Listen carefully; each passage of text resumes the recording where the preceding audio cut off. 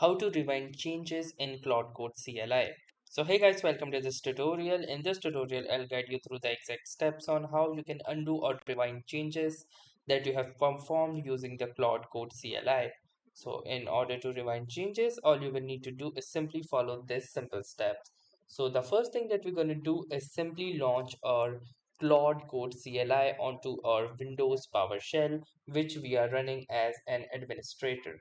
So in order to launch our Claude Code CLI, we simply going to type in Claude, which will launch the Claude Code CLI.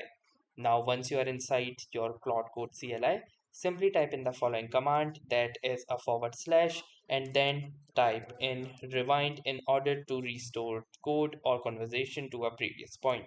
Then hit the enter button, and currently it says nothing to rewind yet.